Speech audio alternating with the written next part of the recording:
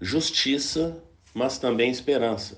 Olá, espero que você esteja bem. Nós estamos aqui mais uma vez para darmos continuidade ao estudo do profeta Jeremias, hoje Jeremias capítulo 3. Mas antes é necessário que eu faça 3 pedidos. E o primeiro pedido é para que você não apenas curta, mas compartilhe esse estudo com outras pessoas para que outras pessoas venham ser abençoadas. O segundo pedido é para que você adquira a Bíblia 365, porque através dela você vai ler um trecho do Antigo Testamento, um trecho do Novo Testamento, um trecho de Salmos e um trecho de Provérbios. Com isso, o desejo do nosso coração é que você venha ler a Bíblia toda em um ano. Então aproveite essa oportunidade. Estamos no final do ano, vai se começar aí 2024 e você vai poder ter esse desafio. Então desafie-se. E o terceiro pedido é para que você venha participar de pelo menos um dos estudos que nós disponibilizamos ali na igreja. Portanto, na descrição desse estudo, você pode conferir na descrição desse estudo no YouTube. Você pode conferir aí os dias e horários dos estudos ou então no nosso Instagram. Então confere lá e venha participar, porque certamente você será abençoado. E depois desses pedidos, vamos para o texto de hoje, Jeremias capítulo 3, do versículo 1 até o versículo 3. E como eu fiz ontem, também pretendo destacar outros versículos ao longo do capítulo. Diz assim o texto bíblico: Se um homem se divorciar de sua mulher e depois da separação ela casar-se com outro homem, poderá o primeiro marido voltar para ela? Não. Seria a terra totalmente contaminada? Mas você tem se prostituído com muitas amantes e agora quer voltar para mim? Pergunta o Senhor. Olhe para o campo e veja: há algum lugar onde você não foi desonrada? À beira do caminho você se assentou à espera à espera de amantes. Assentou-se como um nômade no deserto. Você contaminou a terra com sua prostituição e impiedade.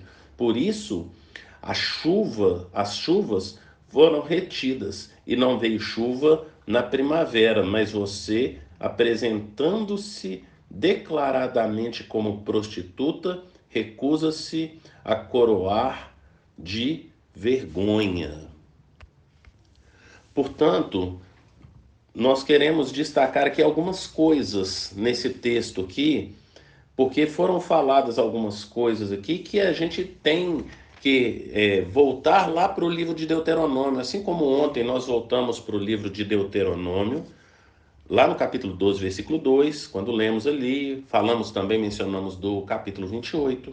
Então, precisamos olhar aqui essa postura. Logo no versículo 1 do capítulo 3, onde ele fala: se um homem se divorciar de sua mulher e depois da separação ela casar-se com outro homem, poderá o primeiro marido voltar para ela? E a resposta é não. Mas aonde que está escrito isso lá na Bíblia? Se você abrir lá em Deuteronômio, capítulo 24, eu estou abrindo aqui capítulo 24, a partir do versículo 1, diz assim, Deuteronômio 24, 1, 2 e 3 e 4 também. Diz assim o texto bíblico: Se um homem casar-se com uma mulher e depois não a quiser mais, por encontrar nela algo que ele reprova, dará certidão de divórcio à mulher e a mandará embora. Se depois de sair de casa ela se tornar mulher de outro homem e este não gostar mais dela, lhe dará certidão de divórcio e a mandará embora. Ou se o segundo marido morrer, o primeiro que se divorciou dela não poderá casar-se com ela de novo, visto que ela foi contaminada, seria detestável para o Senhor. Não tragam pecado sobre a terra que o Senhor, o seu Deus, lhes dá por herança. Portanto, era proibido esse negócio de separar, casar com outro, voltar para o primeiro, algo que é normal hoje nos nossos dias e que a gente vê acontecer, eu pelo menos já vi acontecer algumas vezes com algumas pessoas que eu conheço, pessoas não crentes, né? Pessoas crentes também, eu já vi isso acontecer. E, portanto, tem aqui essa condenação. E o Senhor está falando que esse pessoal estava fazendo isso entre eles, mas também estava querendo fazer a mesma coisa com Deus. Qual que é a acusação? Olha, vocês estão se deitando para com outros, vocês estão se prostituindo, vocês estão tendo relação com outros deuses e o Senhor ele despreza isso. Portanto, ele fala assim: ó, eu não vou receber vocês de volta pelo que vocês estão fazendo. Por quê? Porque o povo se contaminou com outros deuses e achava que não tinha problema nenhum. Ora eu adoro Baal, em outro momento eu vou adorar a Deus. E aí vai ficando atrás daquela divindade que melhor o atende, sendo, parece que é o contrário, não é assim? Ele é Deus e nosso Deus e os outros deuses servem a essa pessoa.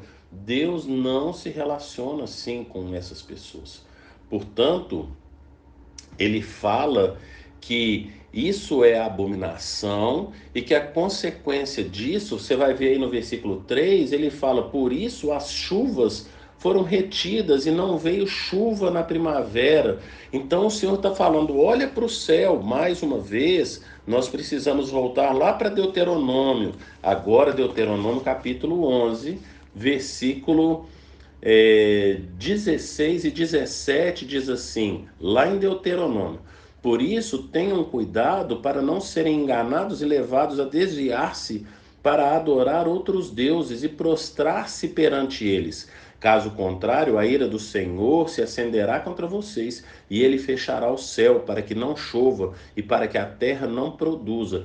E assim vocês logo desaparecerão da boa terra que o Senhor lhes está dando.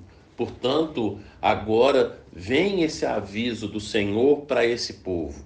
O que acontece, nós já falamos também aí no estudo de ontem, é que lá em Juízes, capítulo 2, então você abre aí fazendo um favor em Juízes, capítulo 2, você vai ver lá no no versículo 10, Juízes, capítulo 2, versículo 10 diz: depois que toda aquela geração foi reunida a seus antepassados, que é a geração de Josué e Calebe, aquela geração que passou pelo deserto e que viu todas as boas coisas que o Senhor fez, mas também viu os castigos do Senhor. Então, depois que essa geração, que é a primeira geração, depois que essa geração passou, surgiu uma nova geração que não conhecia o Senhor e o que ele havia feito por Israel. Então, a primeira geração não ensinou a geração seguinte essas coisas que essa primeira geração passou e aprendeu lá no deserto. Do deserto é lugar de aprendizado. E a gente percebe então que o Senhor tem falado isso com o povo agora, cerca de 900 anos depois aí de Moisés. O Senhor está falando e está voltando para a lei, está mostrando na lei como que eles se corromperam, que Deus falou para não fazer e eles fizeram, e por isso eles serão castigados. Mas aqui no versículo 6, aí agora eu quero ler aqui a partir do versículo 6 até o versículo 10, fala assim: durante o reinado, então, Jeremias capítulo 3, versículo 6 até o 10 diz: durante o reinado do rei Josias, o Senhor me disse: você viu o que fez Israel, a infiel? Subiu todo o monte elevado e foi para debaixo de toda árvore verdejante para prostituir-se. No estudo de ontem eu falei a respeito desse texto que está lá em Deuteronômio capítulo 12, versículo 2. Depois você dá uma lidinha aí. Versículo 7. Depois de ter feito tudo isso, pensei que ela voltaria para mim, mas não voltou. E a sua irmã traidora, Judá, viu essas coisas. Viu também que dei a infiel Israel uma certidão de divórcio e a mandei embora por causa de todos os seus adultérios. Entretanto, a sua irmã Judá, a traidora, também se prostituiu sem temor algum. E por ter feito pouco caso da imoralidade, Judá contaminou a terra, cometendo adultério com ídolos de pedra e madeira. Apesar de tudo isso, sua irmã Judá, a traidora, não voltou para mim de todo o coração, mas sim com fingimento, declara o Senhor. Versículo 11: O Senhor me disse: Israel, a infiel, é melhor do que Judá, a traidora. Vai e proclame essa mensagem para os lados do norte. Portanto, agora o Senhor está falando assim: o Judá, reino do sul, você não aprendeu com Israel, reino do norte? Você viu que no ano 722, 721 a.C., Israel, reino do norte, foi mandado para o exílio e nunca mais se restaurou. E agora, tem cerca de 100 anos depois, esse período em que Jeremias está escrevendo, tem cerca de 100 anos depois, e ele está falando assim: vocês não aprenderam com a história? Então, a gente precisa aprender com a história. O apóstolo Paulo vai falar lá em Romanos, e deixa eu abrir aqui rapidamente, Romanos capítulo 15, versículo 4. Romanos capítulo 15, versículo 4. Diz assim: pois tudo o que foi escrito no passado foi escrito para nos ensinar, de forma que, por meio da perseverança e do bom ânimo procedentes das Escrituras, mantenhamos a nossa esperança. Como nós falamos no título desse estudo de hoje, tem juízo, mas também tem esperança. Então o Senhor está falando qual que é o pecado, como que eles se comportaram. Ele já havia falado para não se comportar dessa forma, traz isso para o profeta Jeremias. O profeta Jeremias proclama isso para o povo e está falando a respeito das consequências e de tudo que ainda há de vir, porque a Babilônia ainda não havia chegado, ainda estava durante o reinado de Josias. Você vai ver aí no versículo 6, durante o reinado do rei Josias. Então ainda não tinha sido o Egito, né? Porque Josias morre numa guerra contra o Egito. Então o Egito ainda não tinha levado Judá, o reino do sul, cativo. Depois é Babilônia, porque o Egito foge, aí a Babilônia vai assumir. E aí agora vem então, depois dessa palavra de juízo, uma palavra de esperança, que está lá no versículo 14. Eu quero ler com você do versículo 14 até o versículo 18, que diz: voltem, filhos rebeldes, pois eu, o Senhor de vocês, declara o Senhor, tomarei vocês, um de cada cidade e dois de cada clã, os trarei de volta a Sião.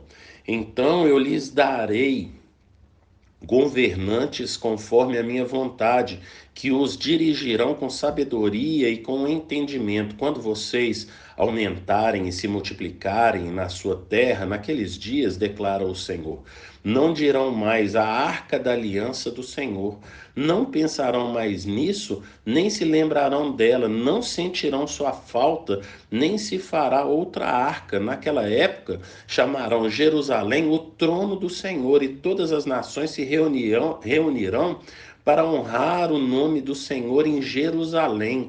Não mais viverão segundo a obstinação de seu coração para fazer o mal. Naqueles dias, a comunidade de Judá caminhará com a comunidade de Israel, e juntas voltarão do norte para a terra que dei por herança aos seus antepassados. O que o Senhor está trazendo aqui? O Senhor está trazendo aqui dois momentos. Então a história é cíclica e ela se repete. O primeiro momento é quando eles vão voltar da Babilônia com Esdras e Neemias, onde não vai ter mais a Arca da Aliança no templo, porque o templo será destruído no ano 586 a.C.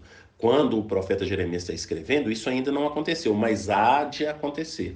Mas ele também está falando dos dias de Jesus, aonde ele vai dar governantes, como diz aí no versículo 15, então eu lhes darei governantes conforme a minha vontade, que os dirigirão com sabedoria, com entendimento. De quem que o Senhor está falando? O Senhor está falando aqui a respeito de Jesus e dos apóstolos e discípulos de Jesus, que vem ensinando, e que isso perdura até os nossos dias, graças a Deus, e foi por essa pregação que nós fomos alcançados. Então há uma palavra de juízo, mas há uma palavra de esperança. Mas porque há uma palavra de esperança, não significa que nós não devemos reconhecer os nossos pecados, abandonar os nossos pecados, confessar os nossos pecados e nos humilharmos de Deus por causa dos nossos pecados. Nós precisamos nos voltar para Deus, e hoje é tempo para você voltar para o Senhor. Volte às primeiras obras. Volte, lembra de onde caíste e volte às primeiras obras. Pense nisso e que o Senhor te abençoe.